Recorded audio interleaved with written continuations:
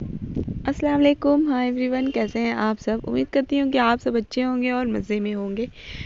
तो काफ़ी टाइम के बाद मैं एक ब्लॉग आप लोगों के साथ शेयर करी हूँ, क्योंकि मैंने आप लोगों से पहले भी शेयर किया कि मैं थोड़ी बिज़ी मैं हूँ। ट्रैवल के सिलसिले में मैं थोड़ी ज़्यादा बिज़ी थी और अब जाके मुझे थोड़ा टाइम मिला है, तो मैं आप लोगों के साथ एक ब्लॉग शेयर कर रही हूँ जो कि है ट्रैवल।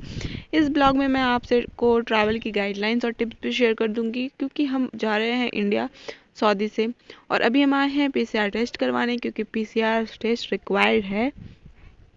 तो हम आए हैं अल हयात मेडिकल लैब में, और यहाँ पे बहुत अच्छे से पीसीआर टेस्ट भी कर देते हैं, और ईच पर्सन 165 रियाल्स लेते हैं। तो काफ़ी अच्छा है, यम्बो में है, तो आप यहाँ आकर टेस्ट करा सकते हैं पीसीआर का। तो हमारा लगेज रेडी हो चुका है और अब हम यहाँ से निकलेंगे जद्दा के लिए, क्योंकि हमारी फ़्लाइट जो है वो जद्दा से है। अगर मदीना से रहती तो हम थोड़ा आराम से निकलते, लेकिन जद्दा काफ़ी दूर पड़ता है यम्बो से। 3.5 से 4 घंटे लगते हैं। मदीना ज़्यादा टाइम नहीं लगता अगर मदीना से रहती फ़्लाइट, तो हम लोग उतना बहुत आराम से निकलते, बट अभी हमें सुबह में ही निकलना पड़ रहा है। तो निकल रही हूँ यहाँ से मैं काफ़ी ज़्यादा इमोशनली होकर, क्योंकि यहाँ पे बहुत ज़्यादा इमोशनल अटैचमेंट है इस घर से मेरा। तो यहाँ देखिए, ये इनाया का बैकपैक मैंने यही वाला लिया था, जो कि मैंने आप लोगों के साथ शेयर नहीं किया है, और अभी मैं ये दिखा दे रही हूँ। तो काफ़ी अच्छा बैकपैक है। तो अभी सुबह के 6 बज रहे थे और हम निकल चुके हैं यम्बो से जद्दा के लिए। तो अगर आप ट्रैवल कर रहे हो तो आप अपने हाथ में काफ़ी टाइम लेकर निकलो। अगर एयरपोर्ट आपका ज़्यादा दूर है तो आपको और जल्दी निकलना है, और अगर पास है, पहले तो आप लोग 1 से 1.5 घंटा या 2 घंटा लेके निकलते थे मैक्सिमम। अभी आप जितना हो सके ज़्यादा टाइम लेके निकलो, क्योंकि अभी काफ़ी ज़्यादा चेकिंग और काफ़ी ज़्यादा पेपर वर्क भी होने लगे हैं एयरपोर्ट में कोविड की वजह से। तो इस वजह से जितना हो सके आप टाइम लेकर एयरपोर्ट जाओ। तो अभी हमारी जो फ़्लाइट है वो ओल्ड जद्दा एयरपोर्ट से है, न्यू से नहीं है। न्यू वाला जो एयरपोर्ट है इन लोगों ने बहुत ही अच्छा बनाया है। अगर वहाँ से फ़्लाइट होती तो मैं वो एयरपोर्ट आप लोगों को पूरा लुक ज़रूर दिखाती, लेकिन ये जो जद्दा ओल्ड वाला एयरपोर्ट है ये नॉर्मल एयरपोर्ट है, तो इसका मैं बस थोड़ा बहुत आप लोगों को दिखा दूँगी, और साथ ही साथ थोड़ी सी गाइडलाइंस और टिप्स भी शेयर कर दूँगी इस ब्लॉग में। अगर आप ट्रैवल का सोच रहे हो तो ये ब्लॉग आप लोगों के लिए काफ़ी हेल्पफुल रहेगा।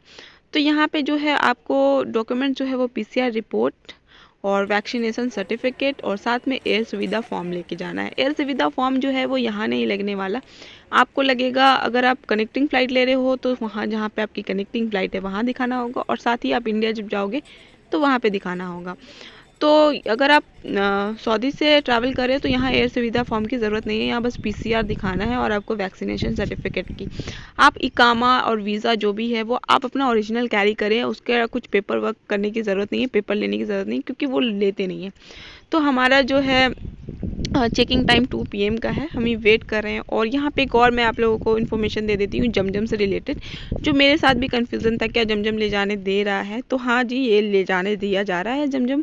तो देखिए, बस इस तरह का पैकेज और इसी लीटर का, यानी कि 5 लीटर का आपको ले जाना है, और इस तरह से आपको पैक कराना है। तो आपको एक्स्ट्रा कैरी करने की ज़रूरत नहीं है बोतल वगैरह में, और ना आप घर से लेके आओ। एयरपोर्ट के बाहर इस तरह के जमजम का पैकेट मिल रहा है, और पर पासपोर्ट एक पैकेट दे रहे हैं, 9 रियाल दे रहे हैं, तो हमने 2 लिया है 18 रियाल का, और बहुत अच्छे से सेफ पैक कर रहे हैं ये लोग।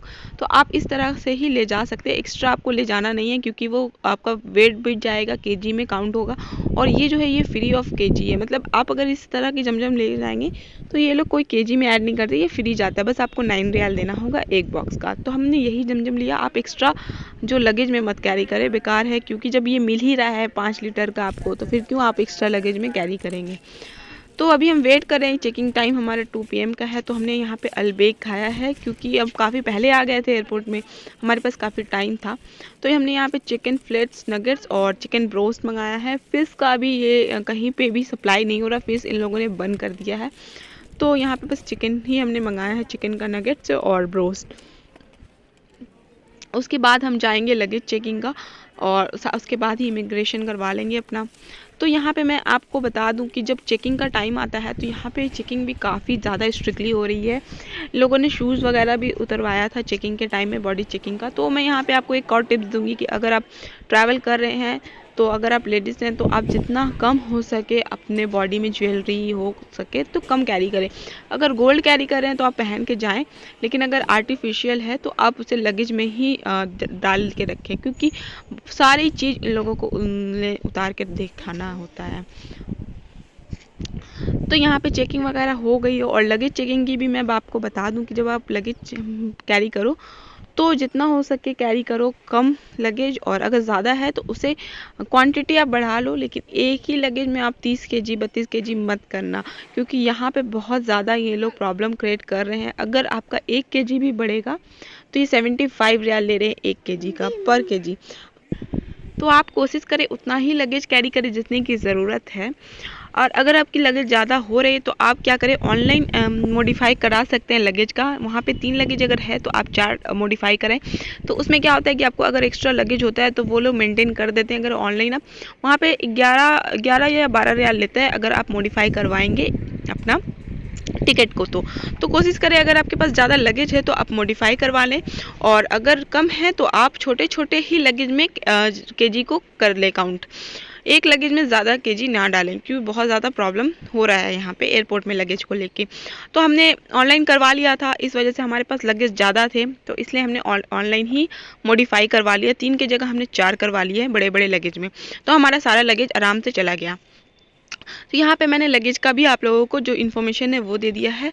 और अगर आपको कुछ इस तरह की कुछ क्वेश्चन है तो आप मुझे कमेंट में पूछ सकते हैं, मैं उसका भी आंसर आप लोगों को दे दूँगी। तो अगर आपके साथ बच्चे ट्रैवल कर रहे हैं तो उसका भी मैं आप लोगों के साथ इन्फॉर्मेशन शेयर कर देती हूँ। बच्चों का पीसीआर टेस्ट रिक्वायर्ड नहीं है सऊदी अरब में अप टू 6 इयर्स, लेकिन 5 इयर्स के बाद से इंडिया में पीसीआर रिक्वायर्ड है बच्चों का। तो अगर आपका 4 इयर्स तक बेबी है तो आपको ना इंडिया में ज़रूरत है और ना ही सऊदी अरबिया में ज़रूरत है। तो इनाया का मैंने पीसीआर नहीं कराया क्योंकि वो 2 इयर्स की है, 4 इयर्स तक रिक्वायर्ड नहीं है। सऊदी में तो आपको 6 ईयर तक भी रिक्वायर्ड नहीं है, 6 ईयर तक, लेकिन इंडिया में है 5 इयर्स के बाद से। तो मैंने यहाँ पे इनाया का पीसीआर नहीं करवाया है। और अगर आपके साथ बच्चे जा रहे हैं तो आप कोशिश करें इनका जितना भी स्टफ़ है वो हैंड लगेज में रखें और अपना जो है वो चेकिंग बैग में डाल दें। तो अभी मैं फ़्लाइट के बारे में बात कर लेती हूँ। हमने एयर अरेबिया से टिकट करवाया है, क्योंकि एयर अरेबिया जो है एक नॉर्मल फ़्लाइट है जिसका फेयर काफ़ी कम रहता है नॉर्मल डे में, लेकिन कोविड की वजह से इसका फेयर बहुत हाई है, लाइक एक लग्जरियस फ़्लाइट के जितना इसका रेट अभी चल रहा है। हम लोगों ने इसकी जितनी भी टिकट कराई है वो जब नॉर्मल डे था तो वो इमिरेट्स का जितना फेयर आता है बस उतना ही फेयर अभी एयर अरेबिया ले रहे हैं नॉर्मल टिकट का। तो कोविड की वजह से फ़्लाइट का फेयर भी काफ़ी ज़्यादा हाई हो गया है।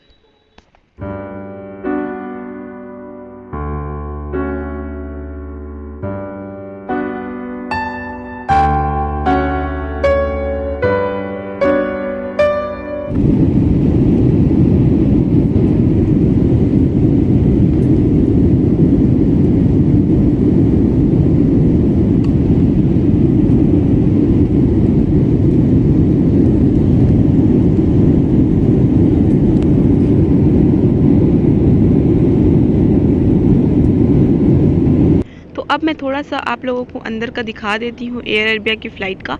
तो ये लुक बिल्कुल सेम एयर इंडिया की तरह है। अगर आपने एयर इंडिया से ट्रैवल किया होगा तो आपको पता होगा एयर इंडिया बिल्कुल इसी तरह की फ़्लाइट है।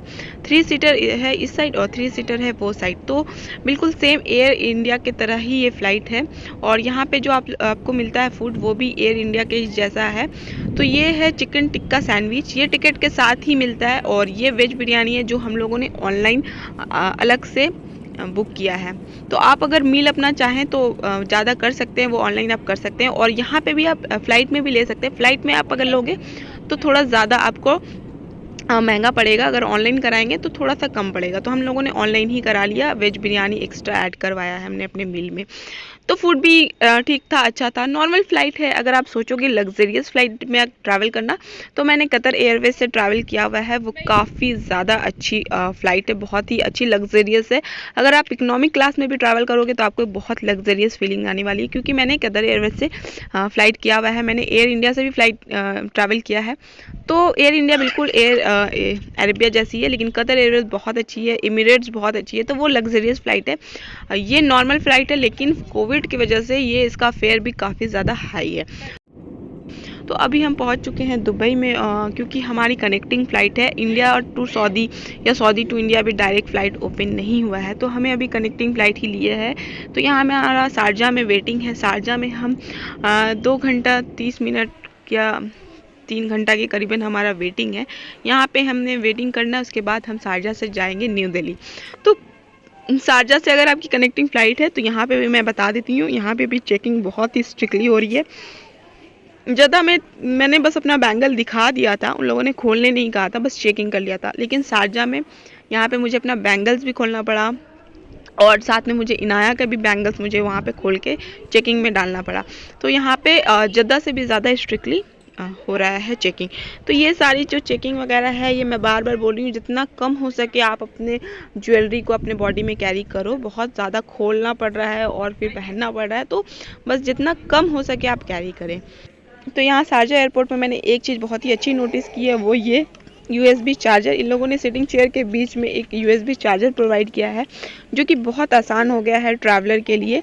जो ट्रैवल कर रहे हैं उनको फिर पावर बैंक और एक्स्ट्रा पावर बैंक की ज़रूरत नहीं है, यहाँ पे वो चार्ज कर सकते हैं। इस तरह की फैसिलिटी मैंने जद्दा और न्यू दिल्ली में नहीं देखी है, ये शारजा में मैंने देखा और मुझे काफ़ी अच्छा लगा ये इन लोगों की फैसिलिटी। तो अभी यहाँ पे हमारी जो वेटिंग है वो है 2 आवर्स 30 मिनट्स का। उसके बाद हम न्यू दिल्ली जाएंगे। हमारी कनेक्टिंग फ़्लाइट है शारजा से न्यू दिल्ली, जिसकी टाइमिंग है करीबन रात के 2 बजे हमारी टाइमिंग थी।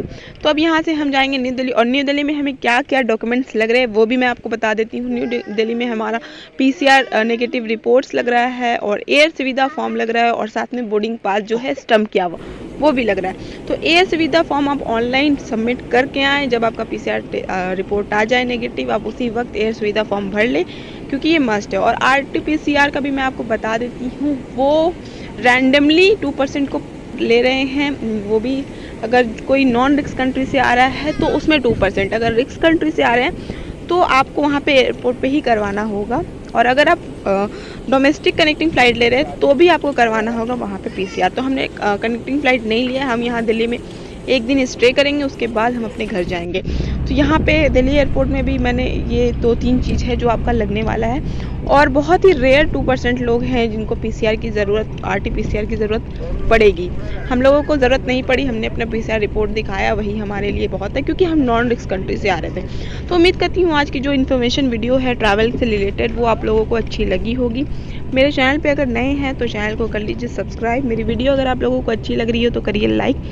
तब तक के लिए टेक केयर, अल्लाह हाफिज़।